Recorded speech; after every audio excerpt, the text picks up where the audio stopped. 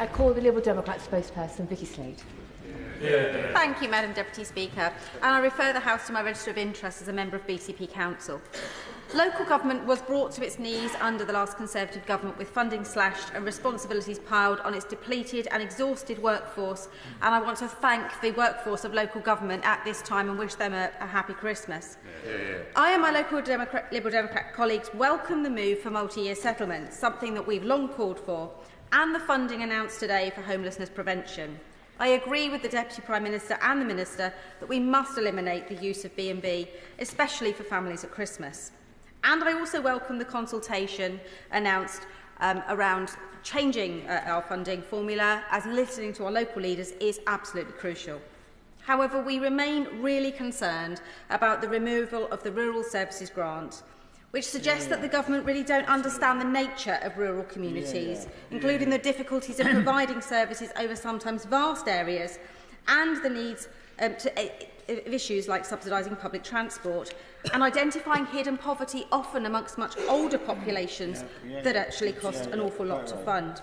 But turning to special educational needs, it is deeply worrying that councils still have no idea about what is going to happen to the statutory override.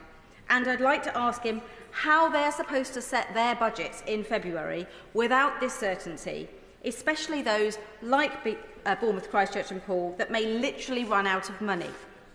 Can he confirm that no council will be forced to join schemes like Safety Valve, which risk the right support being provided to some of the most vulnerable children?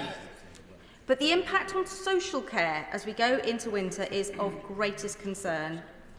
Dorset Council shared a letter with me that was sent to the Dorset Care Association, in which the Director of Adult Social Care states, "We simply will not have the resources to meet the National Insurance contribution for providers."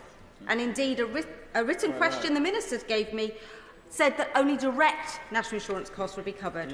What does he say to those providers and to the staff in charities like Diverse Abilities who fear for their jobs this Christmas?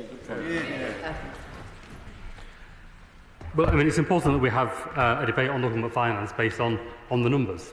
And I've said already that no council, when taking into account council's tax, will see a reduction in their core spending power. And for her own council, that means at least, and this is before the final settlement, it doesn't include extended producer responsibility, it doesn't include large parts of the grant, but outside of all that, we'll see an increase of 5.8%. And we are covering the national insurance contributions made there. And in addition,